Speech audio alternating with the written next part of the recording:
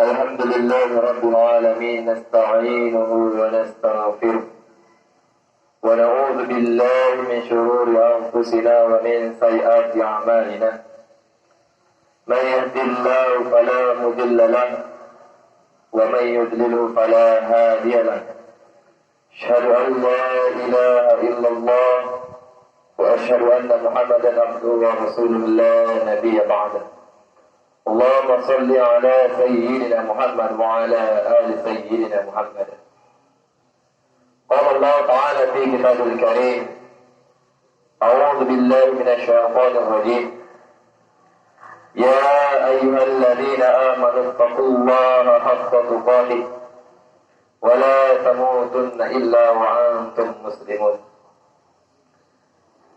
يا أيها الناس اتقوا ربكم الذي خلقكم من نفس واحدة وخلق منها زوجها وبث منهما رجالا كثيرا ونساء واتقوا الله الذي تساءلون به والأرحام إن الله كان عليكم رقيبا.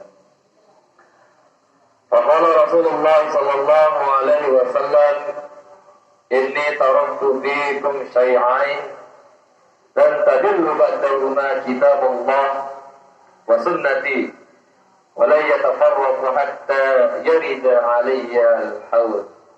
Amma ba'd.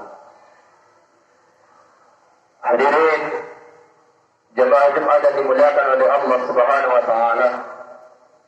Bersyukur kita kepada Allah Subhanahu wa taala atas limpahan rahmat dan hidayahnya, sehingga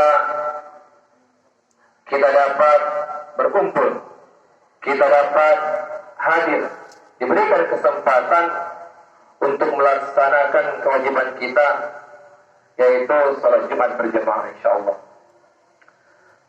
Salawat beriring salam semoga tak jemu-jemunya kita haturkan kepada baginda alam Nabi besar Muhammad sallallahu alaihi wasallam. Biqauli Allahumma salli ala sayyidina Muhammad wa ala ali sayyidina Muhammad. Semoga kelak kita mendapatkan syafaatul ummah, pertolongan yang sangat besar dari baginda Nabi besar Muhammad sallallahu alaihi wasallam, di mana tidak ada lagi yang bisa menolong kita, di mana tidak ada lagi yang bisa membantu kita kecuali baginda Nabi besar Muhammad sallallahu alaihi wasallam. Setiap Jumat, khatib selalu mengingatkan diri, khatib pribadi khususnya dan umumnya kepada seluruh jemaah. Marilah sama-sama kita tingkatkan ketakwaan kita kepada Allah.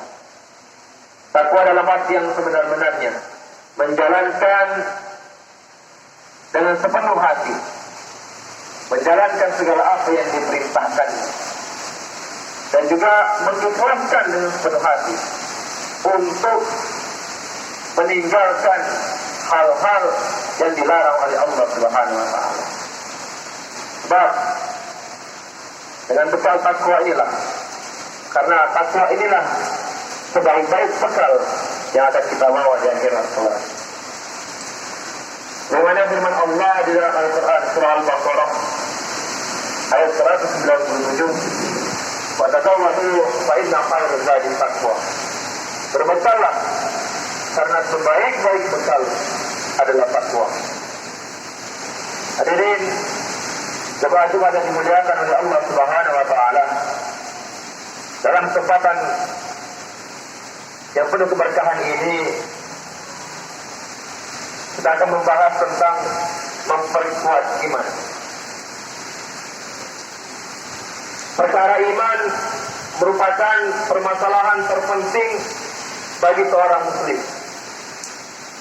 Sebab iman menentukan nasib seseorang tidak hanya di dunia, tetapi juga sampai ke akhirat.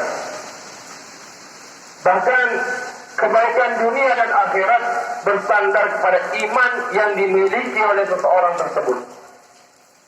Apabila baik imannya, maka kehidupannya akan sejahtera, kehidupannya akan baik pula. Sebaliknya, apabila buruk imannya, maka sebaliknya itu pula lah yang akan didapatkannya. Dengan iman, seseorang akan mendapatkan kehidupan yang baik, tidak hanya di dunia, tetapi juga sampai ke akhirat. Dengan iman, seseorang akan mendapatkan keselamatan. Dan dengan iman, seseorang akan dijauhkan dari segala keburukan dan azab Allah Subhanahu wa taala. Dan dengan iman pula, seseorang akan mendapatkan pahala yang sangat besar dari Allah Subhanahu wa taala.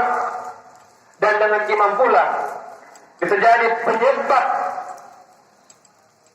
asbab dari seseorang itu untuk masuk ke dalam surganya Allah, serta menikmati segala fasilitas-fasilitas kenikmatan yang ada di dalamnya.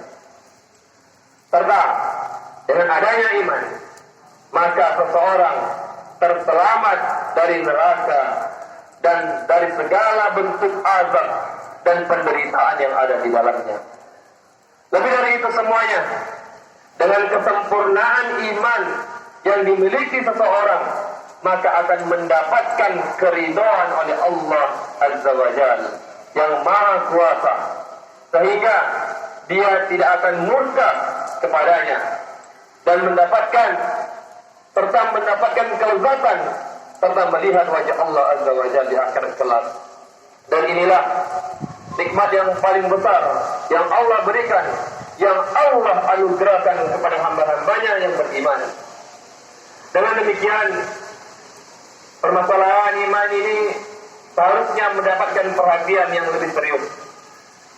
Akan tetapi, sebaliknya, sungguh banyak di antara manusia yang rela melepaskan keimanannya hanya karena secuil atau sedikit dari kenikmatan dunia ini. Karena miskin, tidak memiliki harta, kemudian diberi harta, yang akhirnya rela melepaskan keimanannya. Karena susah atau tidak mendapatkan pekerjaan, kemudian rela melepaskan keimanannya. Dan juga karena takut tidak mendapatkan jabatan, ini juga menjadi asbab ia lepas juga keimanannya. Dan lain sebagainya, hanya untuk mendapatkan fasilitas yang ada di dunia ini. Bahkan rela mencampakkan keimanannya demi mengikuti hawa nafsunya serta rakusnya terhadap dunia. Oleh sebab itu, hendaknya setiap kita untuk berusaha untuk selalu menjaga stabilitas keimanan kita. Kita harus selalu memeriksa keadaan keimanan kita itu. Apakah iman kita ini bertambah? Apakah keimanan kita ini bahkan ataupun turun? Karena iman ini dapat naik maupun dapat pula turun. Iman bisa bertambah dan iman juga bisa pula berkurang. Sebagaimana firman Allah di dalam Al-Quran surah Muhammad ayat 11, "Walladzina ihtadaw zadahum hudan wa atahum taqwahum." Dan orang-orang yang mau menerima petunjuk, Allah Subhanahu wa taala menambahkan petunjuk kepada mereka dan memberikan balasan ketakwaan kepadanya.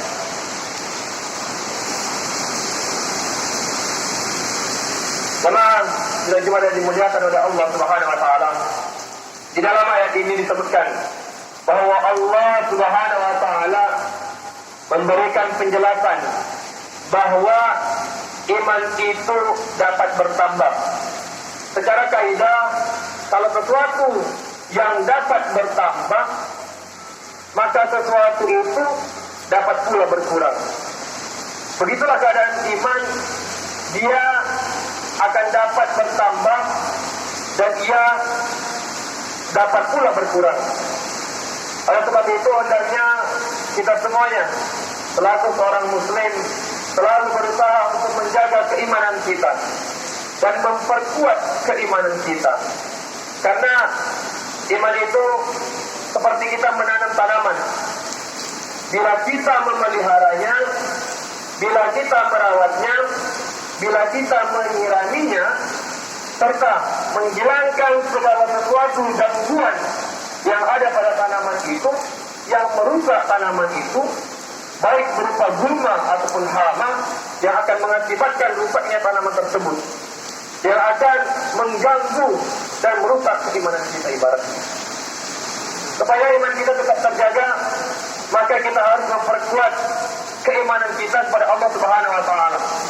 Ada beberapa tips yang mesti kita lakukan, yang harus kita lakukan untuk menjaga keimanan kita. Yang pertama, yaitu memperbanyak mengingat Allah Subhanahu wa taala. Dengan banyak mengingat Allah, insyaallah keimanan kita akan jauh lebih kuat lagi. Karena dengan mengingat Allah, hati menjadi tenang. Dengan mengingat Allah, hati kita akan menjadi tentram. Bila hati kita sudah tentram, bila hati kita sudah tenang, maka mudah pula lah dalam hati kita ini, dalam melaksanakan hal Allah. Bahkan mudah untuk hati kita untuk meninggalkan hal-hal yang dilarang oleh Allah Subhanahu wa taala. Allah Subhanahu wa taala berfirman dalam Al-Qur'an surah Ar-Ra'd ayat 28, "Alladzina amanu wa tatma'innu qulubuhum bi dzikrillah. Ala bi dzikrillah tatma'innul qulub." Artinya, yaitu orang-orang yang beriman dan hati mereka menjadi tentram dengan mengingat Allah Subhanahu wa taala. Ingatlah, hanya dengan mengingat Allah lah hati menjadi tentram.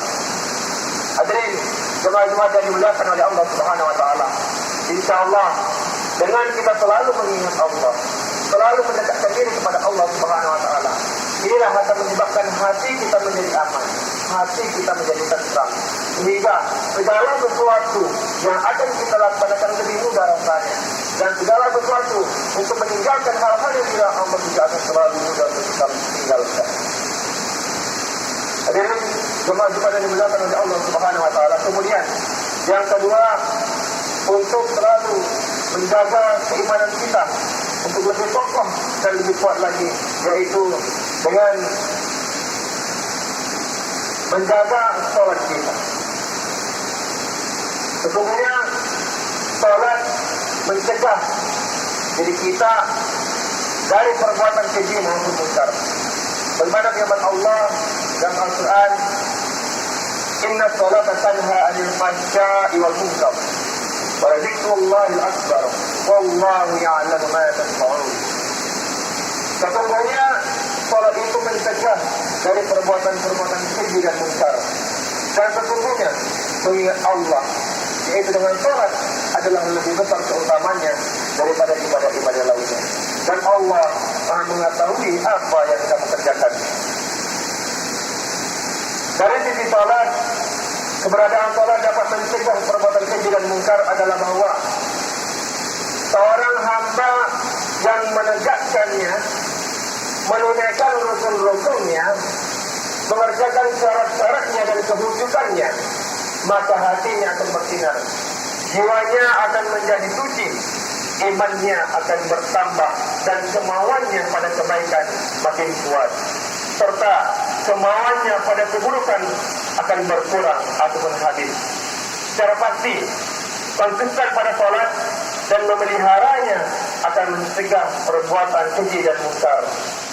Demikian itulah tujuan sholat, yang bisa meninggalkan hal-hal perbuatan keji dan munkar, namun juga bisa menguatkan iman kita kepada Allah Subhanahu wa taala.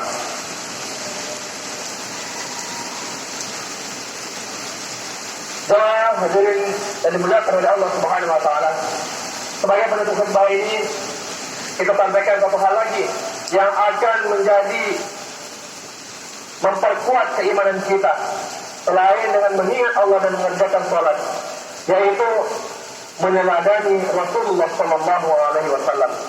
Karena tidak ada contoh yang lebih baik, tidak ada suri tauladan yang lebih baik kecuali suri tauladan dari Muhammad Sallallahu Alaihi Wasallam. Dan tidak akan ada contoh yang lebih baik daripada beliau. Dan pesan beliau adalah agar berpegang teguh dengan Al-Quran dan Sunnah. Hal ini senada dengan sebuah hadis yang diriwayatkan oleh Imam Al-Hakim dan Al-Bukhari dengan sanad yang sahih. Sahabat Abu Hurairah radhiyallahu anhu berkata bahwa Rasulullah sallallahu alaihi wasallam bersabda, "Inni taraktu fiikum shay'ain dan tadillu ba'dahuma kitaballahi wa sunnati walan yatafarraqu hatta yarida 'alal haud." Aku tinggalkan dua perkara yang kalian tidak akan tersesat selama kalian berpegang teguh dengan keduanya, yaitu kitabullah dan sunnahku, serta keduanya tidak akan terpisah sampai keduanya mendatangimu di telaga di surga nantinya. Demikianlah khutbah singkat ini pada kesempatan yang berbahagia ini. Kurang lebih mohon maaf yang sebesar-besarnya. Harapannya ayat-ayat ini, hadis-hadis ini yang kita bacakan tadinya bisa kita praktekkan, bisa kita realisasikan di dalam kehidupan kita sehari-hari. Al-haqqu min rabbikum fala takunanna minal mumtarin. Kebenaran itu adalah dari Tuhanmu, maka janganlah sekali-kali engkau Muhammad termasuk orang-orang yang ragu. أقول قولي هذا أستغفر الله لي ولكم ولسائر المسلمين والمسلمات فاستغفروه إنه هو الغفور الرحيم. اللهم صل وسلم وبارك